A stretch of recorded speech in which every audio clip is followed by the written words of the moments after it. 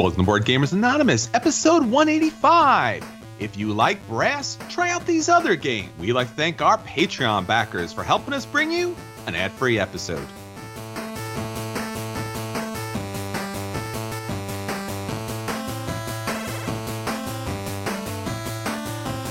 You're listening to a proud member of the Dice Tower Network, dedicated to bringing podcasters together for the greater good of gaming.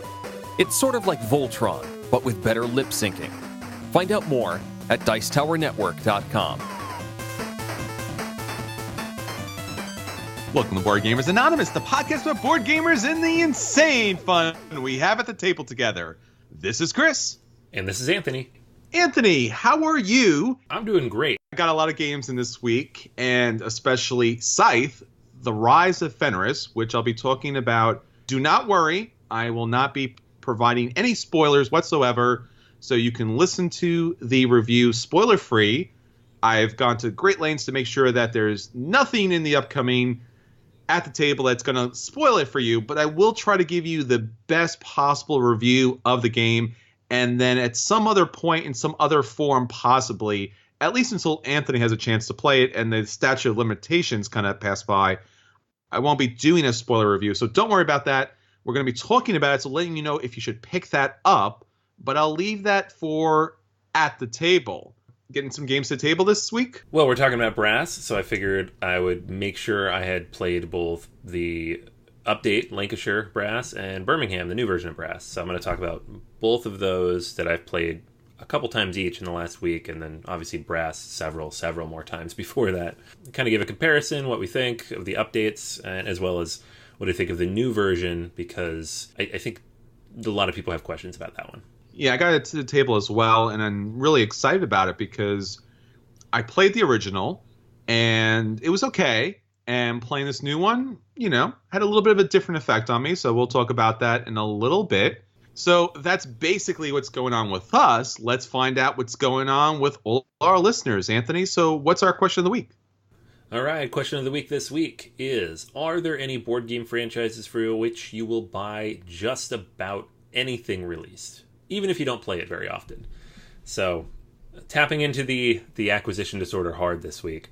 Lots of different answers. Not surprising, considering the audience. Dave gave a very long answer saying why expansions are bad and you should not add expansions to the game, although in the end he did admit Dominion, as well as Concordia and Hansa Teutonica. He'd buy anything for any of those. So, yeah, you contradicted yourself, Dave. Mike mentions Cosmic Encounter, which has a lot of good content. Amy says Lord of the Rings LCG, although she's a little bit behind on all of it. Tim mentions Dominion. Lots and lots of good content for that game. Willie mentions the Marvel Legendary expansions. Peter says Seven Wonders, Power Grid, and anything Stonemaier. Had a few people mention Uwe Rosenberg and just picking up all of his games. We also have Mansions of Madness. Mice and Mystics came up a couple times, though we haven't had any new content for that in a little while. So lots of good stuff there. I have a bunch, but the two big ones where I buy a lot of content and I don't necessarily get to it are Star Wars Imperial Assault, which I think I'm still on like box 2, and there's like 7 that are released, of which I have all of. And then the Arkham LCG, which, again, I'm like on the second cycle, and they're on the cycle 3 or 4 by now. So it's one of those things, like, once you're in a little bit, you want to stay caught up. And the content is good. And in my case, for Arkham especially, with Lord of the Rings, eventually it became very hard to find those. So I'm like, no, I'm going to keep caught up, because eventually I'm going to get there, and I don't want to not be able to find these. So that's where I'm at on those. Yeah, for me, I think this is also for you, too. I think you talked about this recently. Arcadia Quest, having all the different figures. I think at this point we're kind of okay with the expansions, but there's a lot of those figures still floating out there. So I really want to collect them all. So it's more about collecting at this point than playing, which is kind of sad. I guess going along with that, the Star Trek Attack Wing, I'm still trying to collect all of these ships from the Deep Space Nine era. I'm not interested in the Voyager era or even the Borg era. I just like to collect them all because, once again, it's one of my favorite shows, especially Star Trek shows. So trying to collect all of that. And probably as far as just board gaming is concerned, something that I've been collecting over the years is Defender of the Realms with all of its expansions. They've had multiple Kickstarters that I backed. I think at this point, and I'm not 100% sure about this, but I think I'm just missing the special miniatures that come along with the minions, and I'm definitely missing all the painted versions of everybody. So that's something that I'm going to hold back on until I actually get the game to the table, but I probably will pick that up at some point. It just kind of reminds me of buying all these different RPG source books. I just like to have all of those different asymmetrical powers or these different characters just to kind of look at and just be like, wow, I got a lot of options here, even though I probably will never play with all of them. Yeah, exactly. It's the same thing with, Arcadia Quest or Imperial Assault or all the stuff that I have on these shelves, and I'm like, I don't use any of this, but it's still fun. It's nice to look at. Yeah, I'm definitely a completionist, so once I get into a game and really do like a game, I really want to pick up everything for the game. And over the years, that's kind of gotten expensive, especially when you're dealing with Board Game Geek, and you're picking up a promo tile or a promo card, and that's going to cost you $5, which if you look at the cost of the game, it's a good chunk of the game. So yeah, it's a little odd if you think about it. But nonetheless, all right, Anthony, so that's pretty much what's going on with our listeners. But if they want to jump in, they can find us in a number of different social media spots. Don't forget, we're on Facebook, where Question of the Week always pops up, as well as on Twitter. We just recently had a listener saying, hey, didn't know you guys actually had a Facebook page. So for him, and for maybe one or two of those other people who don't know, or if you're a new listener, please join us, like us, follow us. It's really important. We love to hear from you, and we really don't hear enough from you. So if you haven't gotten a chance at this point to reach out to us, please do so. You can obviously also reach us on BoardGamersAnonymous.com, our website. A lot of great content there. Anthony just recently updated our guild on Board Game Geek. You can find our episodes there, or you can find our episodes on our YouTube channel. If you'd like to get in contact with us, there's a lot of great places for that. And we'll talk a little bit more about that later. But Anthony, let's get on to our acquisition disorders. So what's coming up for you this week? All right, so this one popped up this morning, or yesterday morning, I believe, and that is a expansion for Coimbra.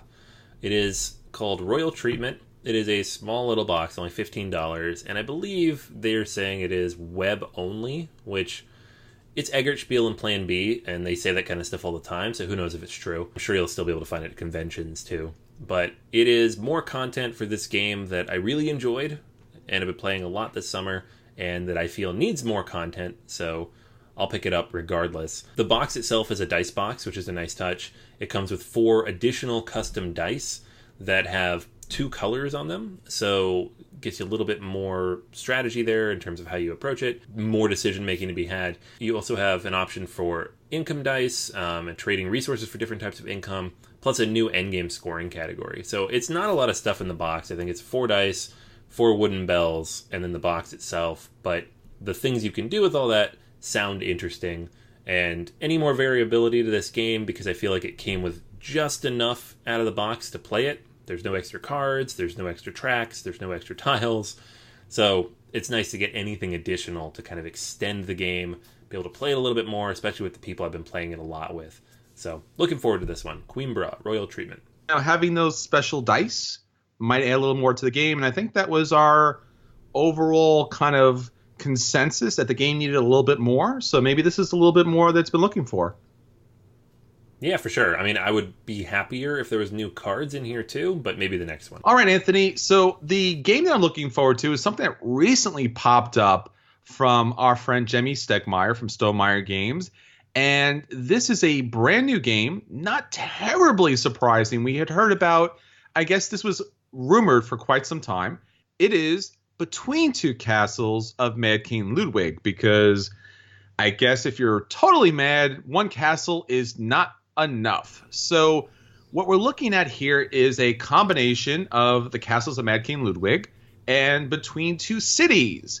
And basically what we're going to find here is there's going to be some, I guess, a merging of the games, some variation here as far as using some of the elements from both of the games. But specifically, you are still building, I guess in this case, 2 castles.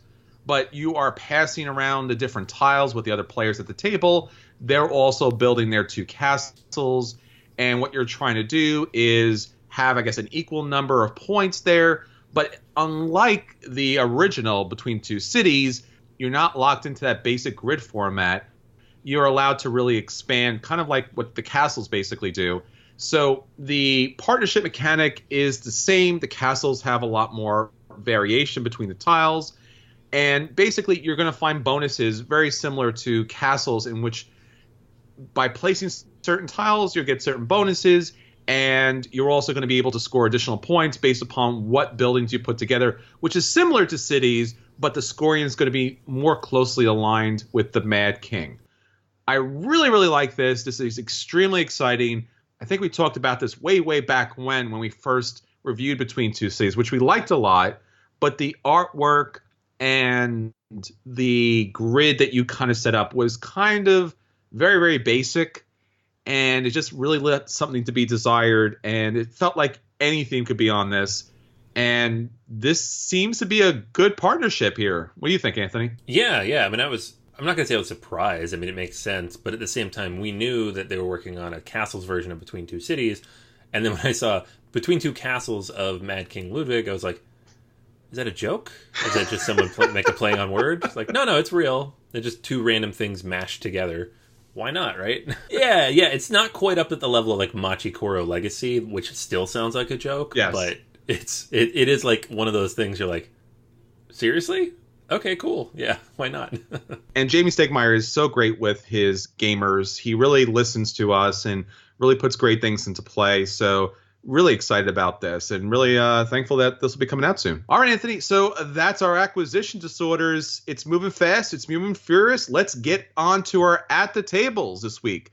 So for our At the Tables this week, we are talking about two games that recently hit the table. And we're going to let you know if those games are a buy and you should run out and pick those games up right away. If those games are a play and you should sit down and play them right away.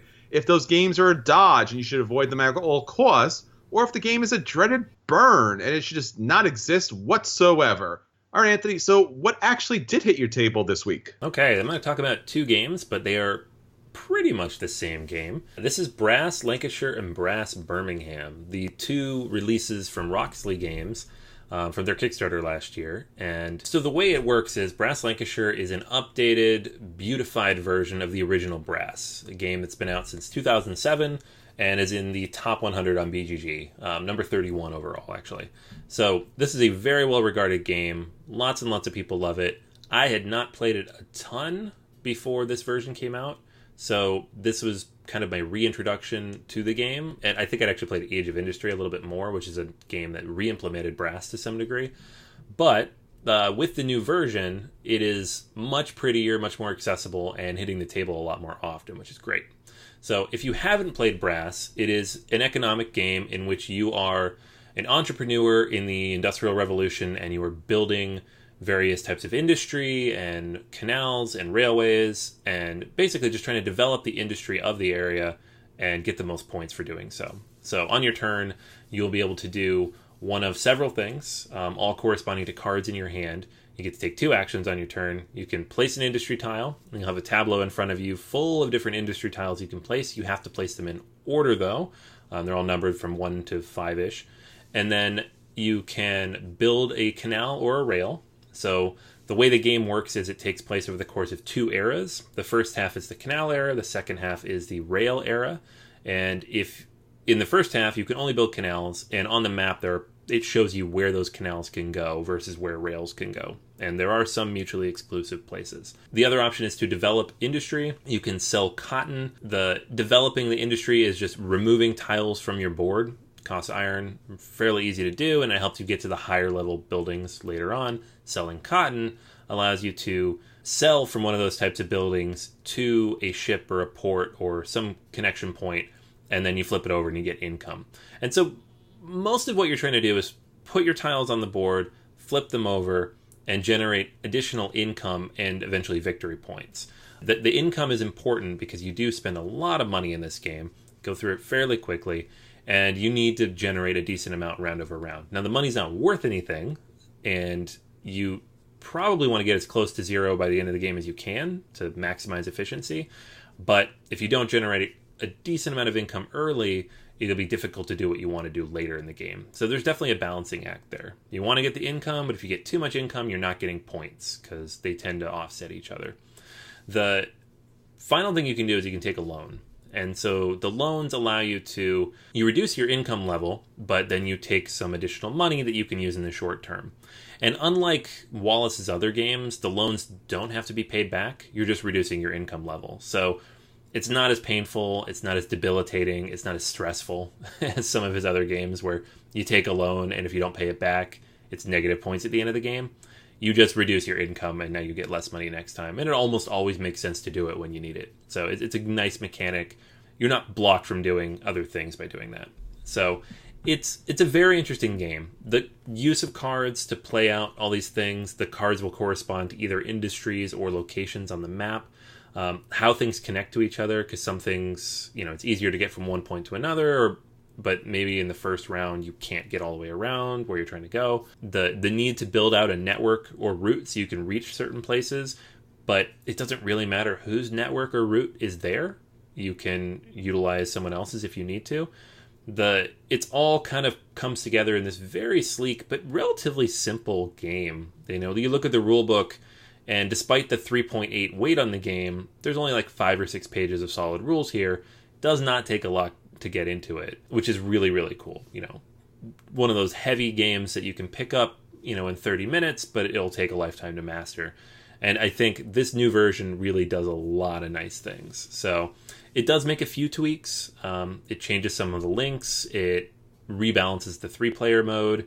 It makes it playable with 2 players on the same board, which I know is important for a lot of people. It changes, I think, the point values on a couple of the tiles that were a little off. So nothing major, just small tweaks from the designer. I think everybody's fine with those. This is obviously a buy. It's one of the top heavy games of all time.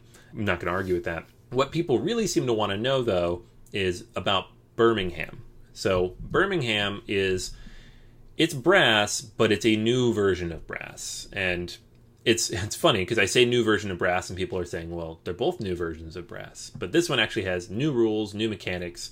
It changes the game enough to have its own entry on BGG, which is the important part. Instead of going back through everything I just said, I'm just going to tell you what's different. And so if you've already played brass, but you want to know what's different for this one, this is what you want to know, and kind of give the general impressions.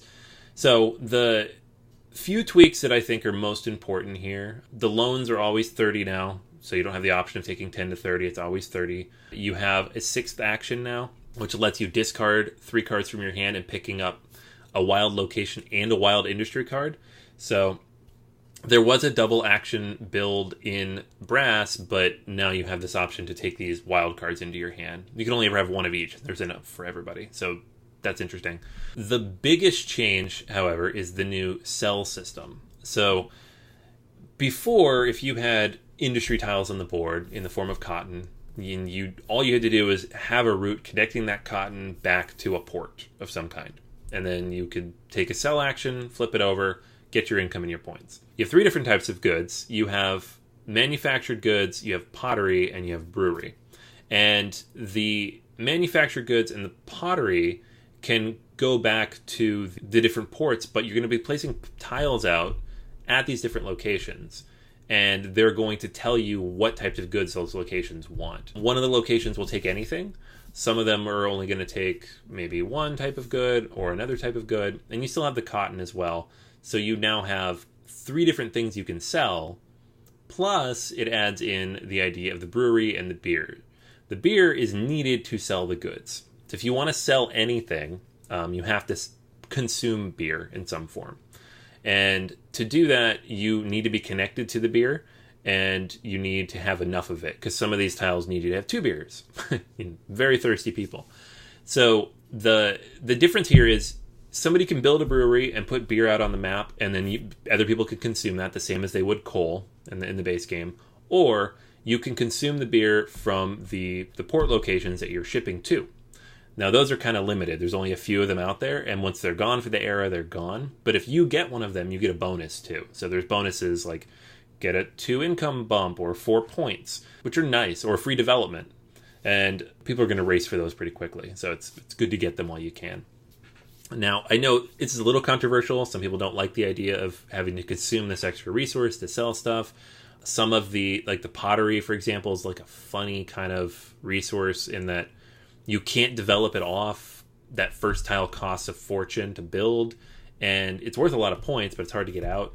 The second one, however, is very cheap and not worth very much. Then the third one is very expensive again and worth a lot of points. So it's kind of like this weird kind of balancing act of where the values are on things.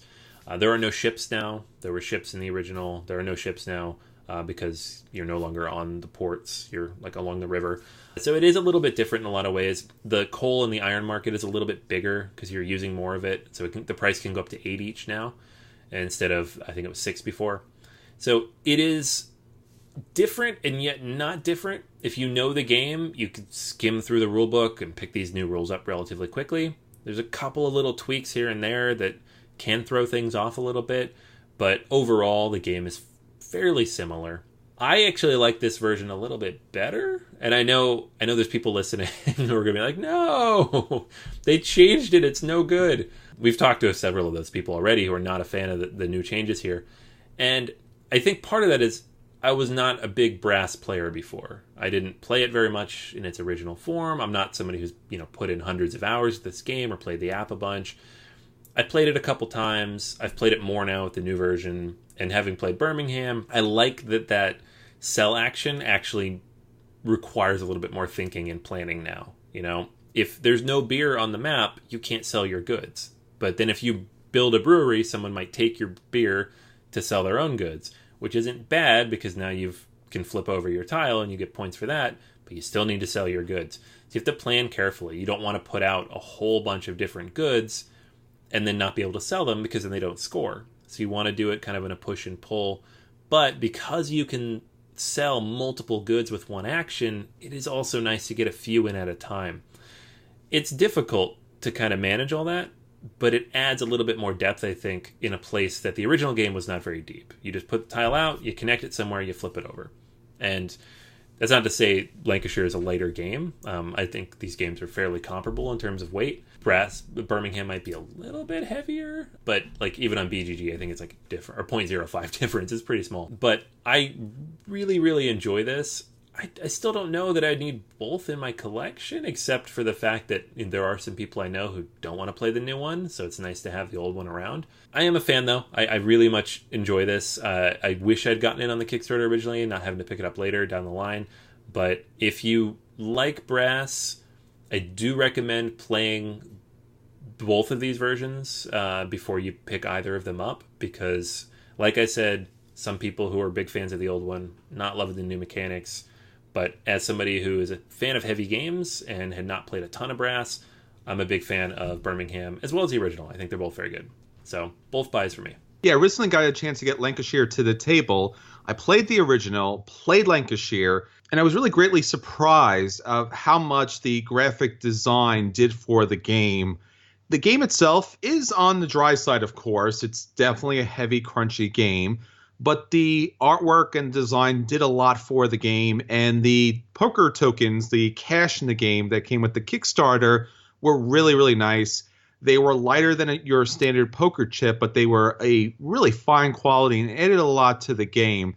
The board is dark, so if you do have any particular vision issues, it might be a little troublesome. Some of the gamers at my table had minor problems here and there, but we were lucky enough to have enough light over the board itself.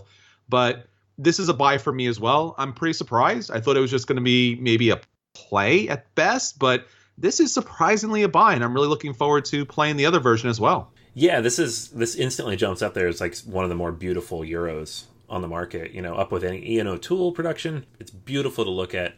I do wish it was a little bit brighter. Like you said, it is kind of dark to look at, and it's tough in like coffee shop lighting or something. But yeah, it's pretty awesome.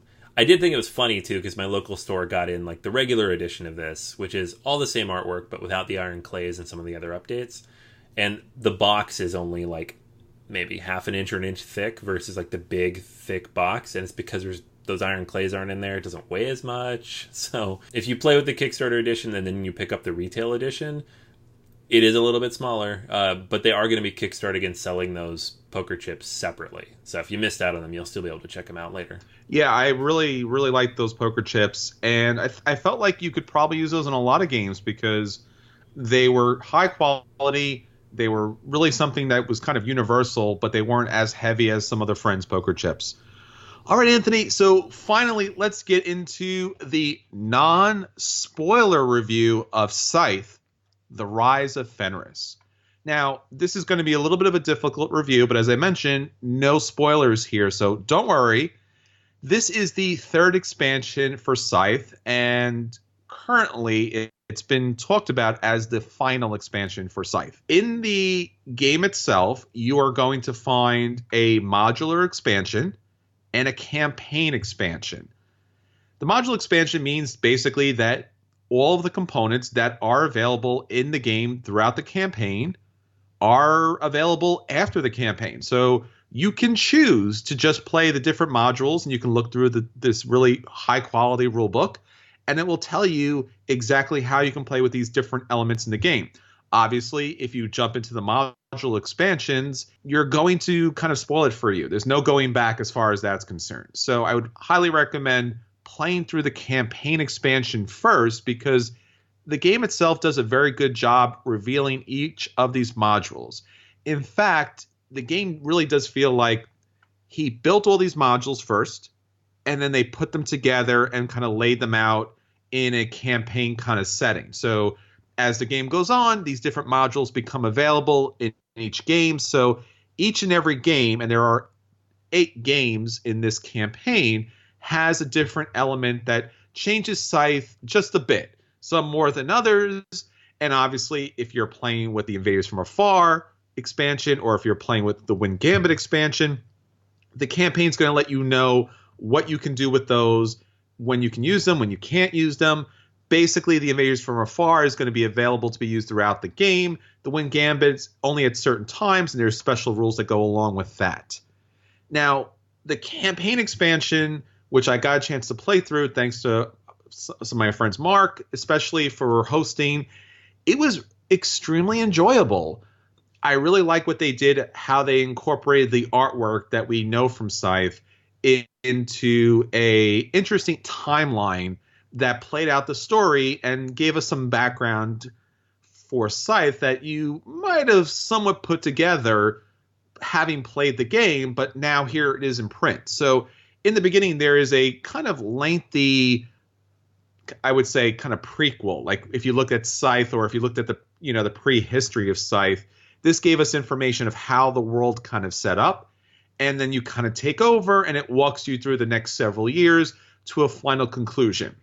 Now, I will say the final conclusion was disappointing, and I think it was done in that way because it wanted to allow some variety. So I'm offering, I would say, this information just because I don't want your expectations to be so high, because the game does a really good job kind of like giving you an idea of this bigger world. And at the end, because it's a campaign, they want your score to mean something. So based upon your final score, there's going to be some kind of wrap up there, but it's not going to be this epic Lord of the Rings final wrap up. So basically that's there for the campaign. As I mentioned, the modules are available. You can use, as I said, the different expansions based upon what's available. There's also a solo version to this game. So if you just want to play this by yourself, Scythe is known for its autonoma. So there is definitely something you can kind of play through on your own if you don't have the time or you don't have the people to play through the full campaign. Each and every game, as I mentioned, gives you a little bit more, but never at any point did I feel like, oh, we're going to have to sit here for 15 minutes and really figure out how to play with this rule set. Everything was well incorporated, was extremely enjoyable. Obviously, you need to know how to play Scythe first before you play this, because if you don't know how to play Scythe, I don't think this is going to throw you completely, but it's just probably to your benefit to having played this in advance. As I mentioned, it's a campaign game. It's not a legacy game. You're not ripping things up. You're not destroying your board. So no worries as far as that's concerned. each of these different scenarios play out probably maybe just a little bit longer than your standard Scythe game, although the Wind Gambit expansion offers you the opportunity to play with some of the different end conditions. I don't recommend that because in the games that we played, it altered the time to a point where we were not happy with playing that game. And some of the different episodes that were available, the time varied greatly based upon just special conditions. So one of the episodes, something triggered, and I happened to be in a position, and everything worked out, and that episode ended really quickly, to the dismay of everybody in the room. But nonetheless, as I mentioned earlier, some of the Wind Gambit stuff, if you follow it to the T, is going to take you much, much longer than is necessary. This is a fine, if not amazing expansion and final expansion for Scythe. So Scythe, the Rise of Fenris, even at the MSRP, I'm happy to say the game is worth a buy. The components that come with it, the punch boards that come with it, the rule book that comes with it, all very high quality. The only letdowns, again, is the end story wrap-up. And I will kind of warn you here, when you open the game, you're going to have the rule book. Be very careful as you read it, or you will spoil yourself. And the punch boards that are in the box are absolute spoilers. They're not wrapped in any kind of paper, so it says on the punch board, these punch boards are spoilers, but if you're looking at the punch board to read that, you're kind of getting spoiled. So look away as you pull the stuff out, and you should be okay and not spoil things too much. But if you do happen to spoil things for yourself by opening and going through the different boxes and punch boards, it's not going to kill you. There's nothing so explosively revolutionary here in the boxes or in the punch boards that you're going to be like, oh no, I spoiled the game, I can't play it any longer. It's not that type of game. It's just a lot of interesting modules that play out in a really nice way. So overall, excellent game. Go out and buy Scythe, the Rise of Fenris. If you do like Scythe, if you're on the fence and you kind of like Scythe and you're wondering about which expansion to pick up, this is the expansion to pick up with. I will always play with Scythe, the Rise of Fenris, whereas Invaders from Afar and the Wind Gambit is kind of like, it's a depending kind of situation. This is the must expansion for it. You'll play over several campaigns. Only the final one really matters. You'll have your Triumph log. That matters in the end. Enjoy this game. I think you'll get a lot out of it. I'm jealous. I still haven't got mine at the table. I'm still trying to rally my group to get it out. Well, we both purchased this at Gen Con, and I got back, and I was so excited. I'm like, we got to get this to the table. And someone's like, great. And then a couple days later, we finally got to the table. I'm pulling off the plastic off my box, and the guy's like, yeah, I pre-ordered it, and it came. I'm like, oh, you're kidding me. I dragged us all the way back from Gen Con, and the copies were already released. So Stonemaier Games have done an excellent job yet again. But Anthony, you definitely got to get this to the table. Even if you played through solo mode, this kind of expansion made the game for me so much better. It was really what I was looking forward to. All right, it's on the list. I promise, it's coming. All right, everyone. So that's our at the tables for this week. So now on to our feature review. So for our feature review, if you like Brass ... you should try out these other games. Now, I'm not going to go through Brass again because Anthony did an outstanding job talking about Brass, Lancashire, and Birmingham. And these new releases of this classic, heavy, crunchy route building game is something that we're both looking really forward to, and we both love a great deal. But if this is the only type of route building commodity swapping game that you've ever played, we want to let you know about other games that institute these great mechanics and themes in a lot of other games.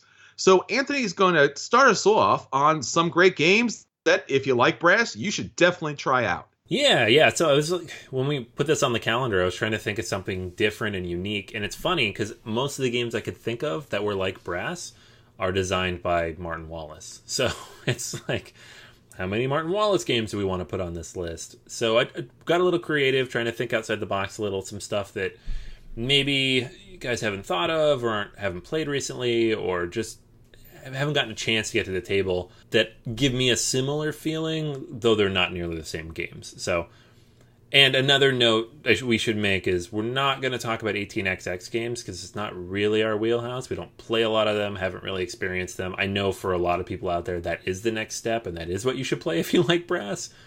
We can't speak to that. I personally have not played much of those. So these are some other games, though, and I have one heavy-ish game that's kind of in the same weight class as brass, and then a couple lighter ones. I'm going to start with the heavy-ish one, though, because I think it's closer, and that is Tramways.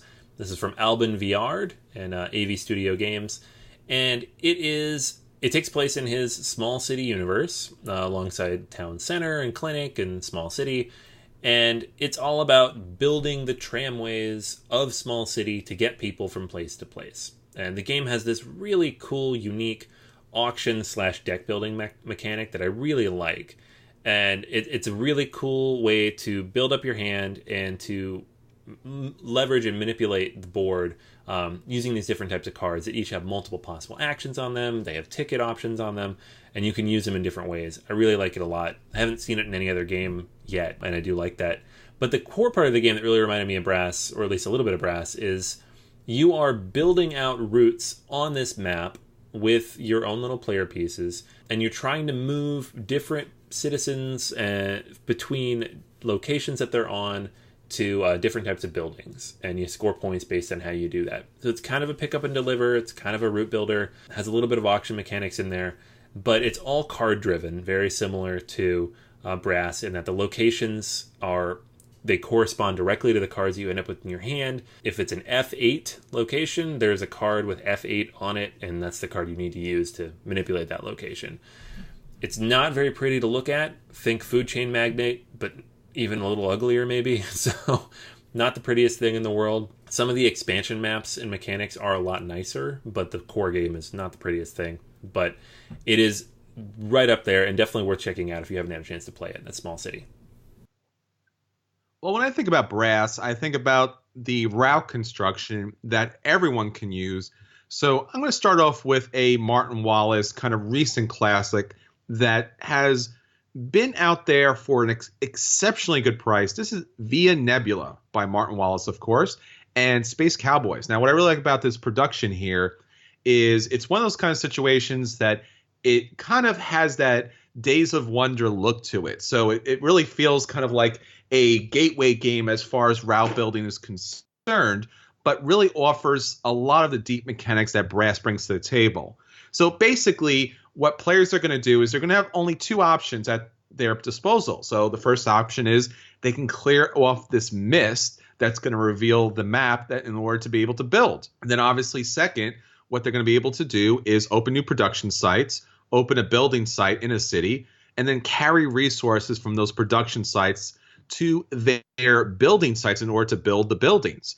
And what you're trying to basically do in this game is you're trying to fulfill these different contracts, and the contracts themselves gives you a special ability, and that adds a lot of variety to this game. I really enjoy this game for the quality of artwork and production in the game, and yet it has a lot of the nice crunchiness of brass and really follows in the kind of same path in a lot of ways. So if you're trying to get people into brass, or if you want to take it down a step a little bit, try out Via Nebula. I think you'll really enjoy it. All right, next one here for me is definitely a bit lighter of a game. And this is Yamatai from Bruno Cathala and Mark Pakian. And it's a Days of Wonder release from just a little over a year ago. I think it's the most recent release, actually.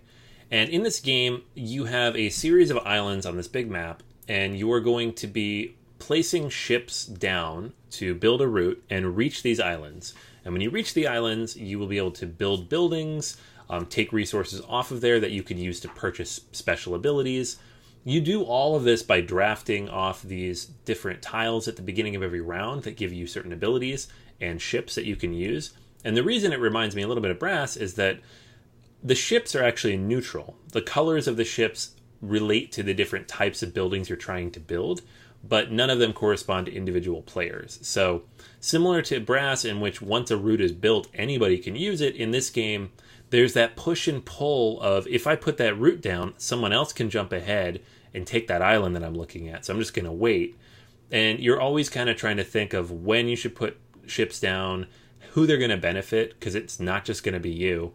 and how to balance things out and not just give too much away to your opponent. It's definitely a fair bit lighter than Brass, but it has some of those similar ideas and feels to it with a very beautiful, fantastic production because it's Days of Wonder. And if you're looking to get people into kind of that whole idea of route building, along with kind of those little bits and pieces that make this just that much better of a game, definitely worth checking out Yamatai. Well, another game that utilizes this kind of opening up the lands, building these routes, and then building a route in order to transport and utilize goods is Gold West. Now, Gold West is really interesting because on the surface, it doesn't seem like your typical route building game. But what you're trying to do here is you're trying to build these different settlement and camping sections. So by putting your different camps in a row, you'll be able to score additional victory points.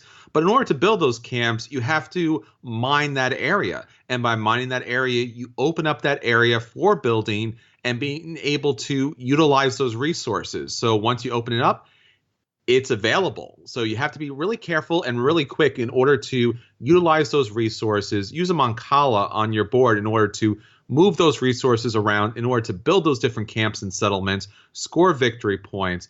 It's a real fun and fast way of playing those kind of route building, shipping, and also utilizing resources to the best of their ability. That is Gold West. All right, and the last one I was going to talk about is the lightest of the three. Is another Days of Wonder game from 2013, designer Matthew Dunstan. It's Relic Runners.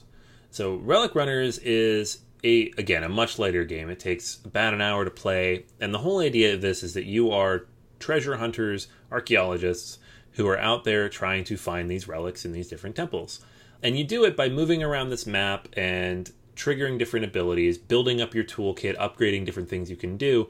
But really the core of the game and the way to do it properly is to lay down your own tokens and make it so you can move across these routes faster. As you move around, you can lay down your own pieces, and then you'll be able to shoot across any of those at any point on the map. As you upgrade everything and make it easier to move around, you can obviously get a lot more actions done. So you kind of build up quickly and accomplish a lot more things on your turn. As we learned in our initial plays of this game, if you do not do that, you don't get very much done. So the game really forces you to think about where you're building, how you're going to get there, how you're going to pick up the different items you're trying to pick up so that you can eventually get those relics that you're going for. Very interesting. It's not a lot like Brass, but if you're looking for a good entry-ish, gateway-ish, a little bit heavier than gateway game that teaches this idea of route building and how to get from point A to point B to get what you need, this is a good place to start for your family. And my final game here is a game that utilizes a lot of the network buildings, and that game is Hansa Teutonica. Now, from the outset, this game seems to be your general dry Euro game, but it offers a lot of interesting gameplay, especially when you're building your network of offices. You're trying to control different cities that are going to allow you to score points and build off your specific player board that's going to give you additional abilities you'll be able to do throughout the game. Now, specifically, after controlling a line between two cities with your pawns, you could decide to build an office and maybe establish control, or get a bonus mark that's going to really help you long term. Now, these decisions are really tight throughout the game because you're all competing for the same routes and the same cities. And basically what you're trying to do is improve your skills in some of these cities. Players have to improve their trade skills in a number of different areas, from getting victory points to getting more action points in order to do different things. And of course, increasing the number of available pawns that are going to allow you to kind of really maximize the map as possible. This really offers a lot of tight competition. So when I'm playing Hansa Teutonica, I feel a lot of that pressure when I'm playing Brass. It's a fun game and definitely something on a little bit on the crunchy side you should definitely check out. That's Hansa Teutonica. All right, so there are 6 games that you should definitely check out if you enjoy playing Brass.